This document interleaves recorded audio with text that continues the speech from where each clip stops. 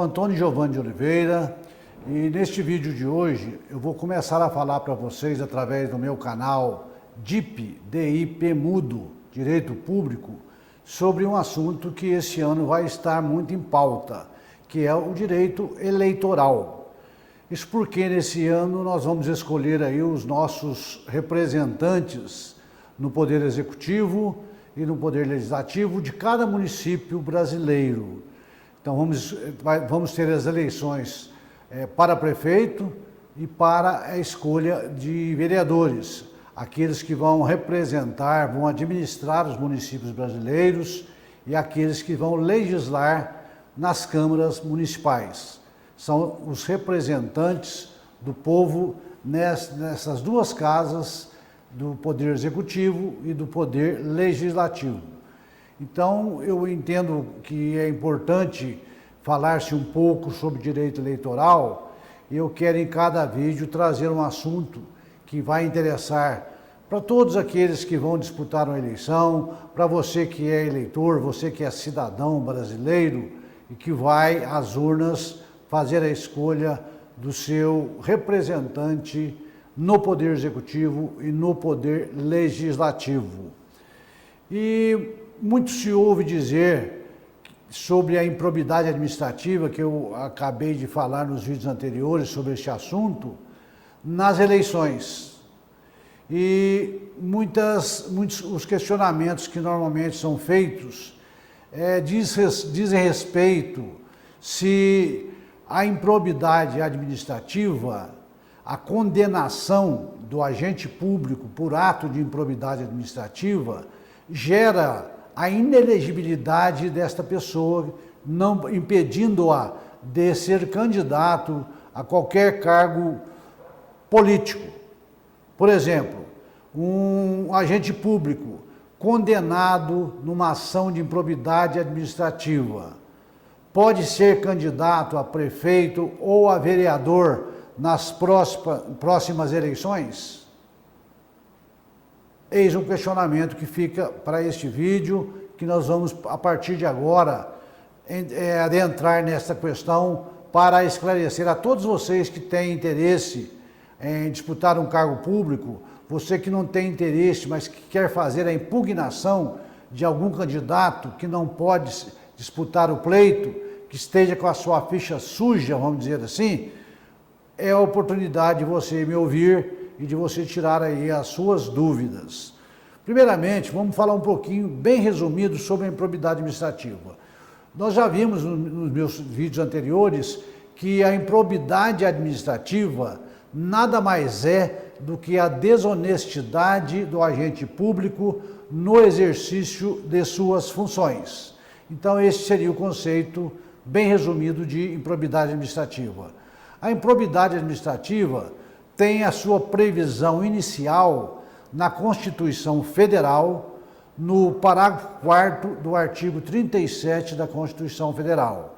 E essa matéria foi regulamentada através de uma lei federal, que é a Lei 8.429 de 1992. Então, existe a previsão na Constituição e existe a regulamentação por uma lei federal. Nós podemos até dizer que esta lei não é uma lei federal, é uma lei nacional, porque a lei federal é aquela que aplica para a União somente. A lei nacional é aquela que se aplica em todo o país, como é o caso da lei de improbidade administrativa. Nós vimos também que existem 3 tipos de atos de improbidade administrativa. O primeiro deles é aquele que causa enriquecimento ilícito do agente público, previsto no artigo 9º da Lei de Improbidade Administrativa. Nós vimos o segundo tipo, que é aquele ato que causa lesão ao erário municipal. No nosso caso, o estudo está voltado para o município, então o erário municipal, que estão previstos no artigo 10 e 10A da Lei de Improbidade Administrativa. E temos também aqueles atos que afrontam os princípios da administração pública, que estão previstos no artigo 11 da Lei de Improbidade Administrativa. Faço essa introdução para a gente poder chegar onde eu quero debater com vocês hoje neste vídeo. Nós vimos que quem pratica esses tipos de atos estão sujeitos a determinadas sanções. E estas sanções também, como não podia deixar de ser, estão previstas na Lei de Improbidade Administrativa. Quem pratica um ato ímprobo tem a sanção prevista na lei no seu artigo 12, nos incisos de 1 a 4. Nós vimos que existem 6 tipos de sanções que são aplicadas aos agentes públicos que são condenados neste tipo de ação de improbidade administrativa. A primeira sanção destas 6 é aquela onde há a perda dos bens ou valores que foram acrescidos ilicitamente ao patrimônio do agente público. A segunda sanção é aquela do ressarcimento integral do dano. A pessoa é condenada a ressarcir integralmente o dano que ela causou ao erário. A terceira sanção é aquela que o agente público perde a sua função pública, perde o seu cargo, tá? A quarta sanção, que nós vamos debater bastante nela aqui hoje, é aquela que fala da suspensão dos direitos políticos. A quinta sanção é aquela que prevê o pagamento de multa civil pelo agente público. E a última e sexta sanção é aquela em que o agente público fica proibido de contratar com o poder público ou dele receber incentivos ou benefícios fiscais ou creditícios também deste poder público. Isto pelos prazos previstos na legislação. Pois bem, o que eu queria então falar hoje é que nem toda condenação por ato de improbidade administrativa gera a inelegibilidade do agente público. Não quer dizer que um agente público condenado numa ação de improbidade administrativa esteja inelegível, não podendo disputar cargos políticos neste ano eleitoral. Tá certo? Então, existem algumas combinações que nós temos que estudar entre estas sanções para sabermos quais as sanções aplicadas que geram a inelegibilidade do candidato, do cidadão. Tá certo? Então, se houver, essa é a regra número 1, se houver a condenação do agente público pela suspensão dos seus direitos políticos, que é uma das sanções que das 6 que nós vimos, nós podemos dizer que ele poderá ficar inelegível. Poderá porque eu vou explicar, tá certo? Por que ele pode ficar inelegível. E ele ficando inelegível, ele perde a sua capacidade passiva eleitoral, ou seja, aquela capacidade de receber votos das pessoas para poder se eleger a um determinado cargo. Então ele perde a sua capacidade passiva quando ele é condenado pela suspensão dos direitos políticos. Pode-se também dizer que ele perde também a sua capacidade eleitoral ativa. Além de não poder receber votos, esse agente público não poderá votar nas eleições municipais próximas, que serão realizadas no mês de outubro deste ano em curso. Tá certo? Nós vamos ver o seguinte, que essa questão da inelegibilidade do candidato, do cidadão, do agente público, ela tem previsão na Lei Complementar número 64 de 1990. É a chamada Lei das Inelegibilidades. Quem quer ser candidato, é bom que consulte esta lei para ver se ele não está enquadrado numa das hipóteses nela prevista que o torna inelegível. Tá certo? Nós podemos dizer, então, voltando ao assunto da inelegibilidade, que o indivíduo está inelegível quando ele perde a sua capacidade eleitoral passiva, ou seja, ele deixa ou não pode receber votos das pessoas, os eleitores, ele está inelegível, tá certo? Mas para tratar exatamente da improbidade administrativa, a influência que ela vai ter na inelegibilidade do cidadão, nós vamos nos socorrer a esta lei complementar que eu acabei de falar, que é a Lei 6490, Lei Complementar número 6490, que é a lei chamada da Lei das Inelegibilidades. Pois muito bem, vejamos o que diz o artigo 1º desta Lei 6490. Diz o seguinte, para no nosso caso específico, para as eleições municipais deste ano, são inelegíveis, artigo 1º da Lei 6490, são inelegíveis, inciso 1, para qualquer cargo, no nosso estudo, para prefeito, vice-prefeito e vereador. A linha L, os que forem condenados à suspensão dos direitos políticos em decisão transitada em julgado ou proferida por órgão judicial colegiado por ato doloso de improbidade administrativa que importe lesão ao patrimônio público e enriquecimento ilícito, desde a condenação ou o trânsito em julgado até o transcurso do prazo de 8 anos após o cumprimento da penalidade, da sanção. Vamos analisar então o que diz essa linha. Quem se enquadrar aqui está inelegível, não pode disputar a eleição para prefeito, para vice-prefeito e para vereador este ano.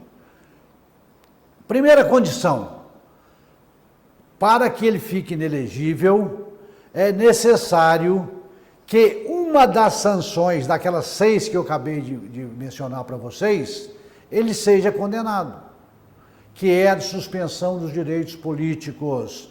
Quem não foi condenado pela suspensão dos direitos políticos não está inelegível. Essa é a regra número 1. Nós sabemos que a suspensão de direitos políticos, dependendo do ato de improbidade administrativa, pode ser no período de 8 a 10 anos, de 5 a 8 anos ou de 3 a 5 anos, dependendo do tipo de ato praticado pelo agente. Então veja o seguinte, se o cidadão é condenado pela suspensão dos direitos políticos, se ele e por ato, veja bem, tem que ser concomitantemente, tem que haver a ocorrência das seguintes situações. Condenação pela suspensão dos direitos políticos, por ato doloso, não pode ser por ato culposo, por ato doloso, que resulte em enriquecimento ilícito do agente e dano ao erário. Tem que ter essas 3 situações concomitantemente para se dizer que o indivíduo está inelegível. Se não tiver as 3 concomitantemente, ele está elegível, ele pode disputar a eleição para prefeito, para vice-prefeito ou para vereador. Então ele tem que estar com a suspensão dos direitos, tem que ser condenado pela suspensão dos direitos políticos, tem que ser condenado por ato doloso que tenha causado enriquecimento ilícito do agente e prejuízo ao erário ao mesmo tempo. Então, se ele foi condenado, por exemplo, pela suspensão dos direitos políticos, porque ele se enriqueceu ilicitamente, ele está elegível, porque não houve prejuízo ao erário. Se ele foi condenado pela suspensão dos direitos políticos e causou lesão ao erário por ato doloso, ele está inelegível? Não, porque ele não causou enriquecimento ilícito. Tem que haver as 3 situações juntas. Se ele já foi condenado pela suspensão dos direitos políticos, essa suspensão só vai produzir efeitos após o trânsito em julgado da decisão condenatória. Se não transitou em julgado, ele está elegível. Mas pode acontecer da decisão de primeiro grau ser confirmada pela instância superior, no caso, o Tribunal de Justiça de Minas Gerais, e ele se tornar inelegível, o cidadão, desde que ocorra essas três hipóteses: suspensão dos direitos políticos, tá? Isso na hipótese, está em fase de recurso ainda. Ele foi condenado em primeira instância, houve o recurso para a segunda instância, para o Tribunal de Justiça de Minas Gerais, e lá a decisão foi confirmada. Foi confirmada a sanção de suspensão dos direitos políticos por prática de ato de improbidade administrativa que tenha causado enriquecimento ilícito e lesão ao erário. Confirmado isso, ele está inelegível, não pode disputar eleição. Veja que nessa situação não houve o trânsito julgado. Vai haver recurso ainda para Brasília, para o STJ ou para o Supremo Tribunal Federal. Mas ali já houve a condenação por um órgão colegiado, que confirmou a sentença do juiz da comarca. Então ele está inelegível. Mas se essa decisão de colegiado, que confirmou a decisão do juiz, foi suspensão de direitos políticos por ato culposo que causou lesão ao erário, ele está elegível, porque o ato tem que ser doloso. E nós sabemos que os três tipos de atos de improbidade administrativa são dolosos, só se caracterizam pela forma dolosa, à exceção do artigo 10 e 10A, que admite, além da forma dolosa, a culpa. Ou seja, quando o agente agiu por imprudência, por negligência ou por imperícia. Se o ato é culposo, não há que se falar em inegibilidade. Agora, se ele é doloso, se ele foi praticado de forma intencional pelo agente, ali sim, esse ato doloso, desde que tenha causado prejuízo ao erário e enriquecido ilicitamente o agente, e havendo a suspensão dos direitos políticos, como sanção também, ele está inelegível. Então é dessa forma que nós podemos dizer que existe a inegibilidade. Tá? Se não ocorrer essas condições, a pessoa pode disputar perfeitamente a eleição. Tá? É necessário que ocorram essas hipóteses para que ele fique inelegível. Repetindo, há necessidade da condenação, da confirmação da sentença de primeiro grau, pela suspensão dos direitos políticos, pela perda dos bens ou valores acrescidos ilicitamente ao patrimônio do agente, que é o enriquecimento ilícito, e que esse mesmo ato tenha causado prejuízo ao erário municipal. Esse ato há de ser doloso. Se o juiz da sentença coloca que foi um ato culposo do artigo 10 e não doloso, acabou, não existe inelegibilidade, porque uma das condições é que o ato seja doloso.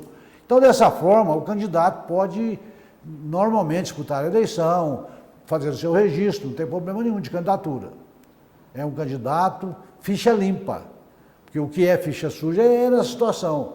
Vocês percebam que esse movimento popular que originou nesta lei da ficha limpa foi modificada um pouco, porque essa condição para ficar inelegível em segunda instância é muito difícil de acontecer.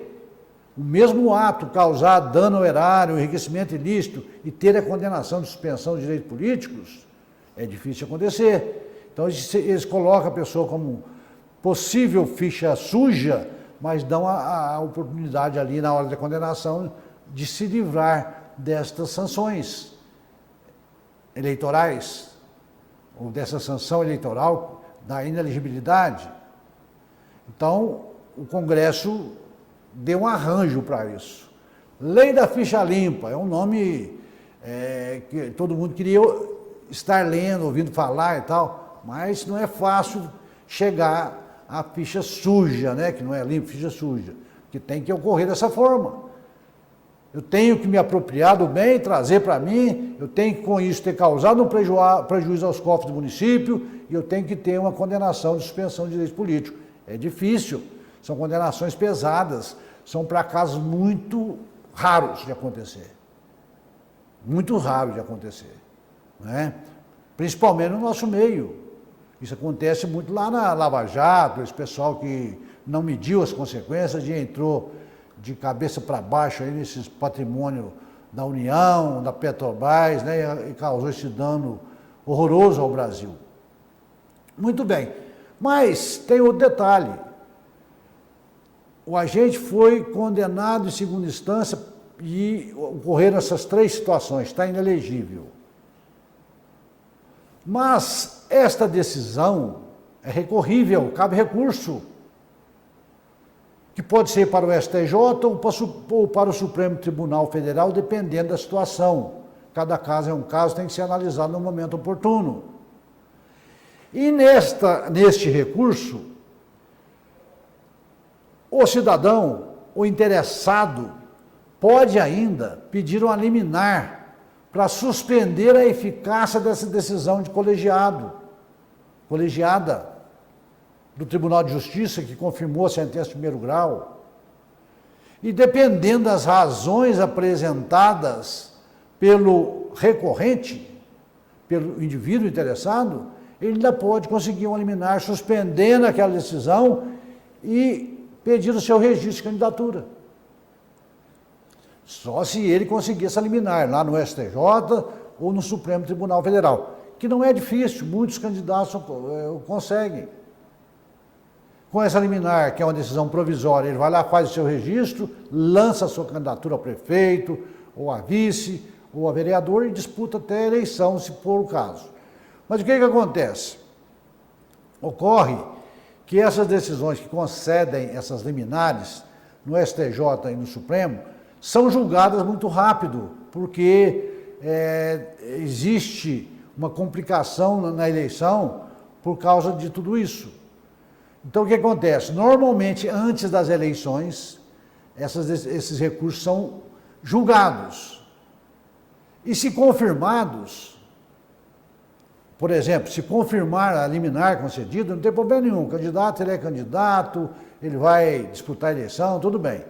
Mas se cassar a liminar que foi concedida, que suspendeu aquela decisão colegiada, caça-se também o registro que ele fez. E ele não vai disputar a eleição. Ou seja, conseguiu eliminar, suspendeu a decisão colegiada, fez o seu registro, fez a sua propaganda eleitoral, mas veio a decisão cassando aquela liminar pelo STJ ou pelo Supremo posteriormente, e ele não vai poder disputar a eleição no seu município. É o que está escrito na Lei Complementar 64/90, no artigo 26C. Diz o seguinte: o órgão colegiado do tribunal, ao qual couber a apreciação do recurso contra as decisões colegiadas, a que se refere as alíneas D, E, H, J e L, L é essa que nós estamos estudando, e N, do inciso 1 do artigo 1º, poderá, em caráter cautelar, suspender a inelegibilidade sempre que existir plausibilidade da pretensão recursal e desde que a providência tenha sido expressamente requerida, sob pena de preclusão por ocasião da interposição do recurso. Conferido o efeito suspensivo, parágrafo 1º do artigo 26C. Conferido o efeito suspensivo, o julgamento do recurso terá prioridade sobre todos os demais, à exceção do mandato de segurança e de habeas corpus. Tem exceção para que se resolva antes da eleição. Mantida a condenação de que derivou a inegibilidade ou revogada a suspensão liminar mencionada no caput, serão desconstituídos o registro ou o diploma eventualmente concedidos ao recorrente. Veja que ele pode estar até diplomado.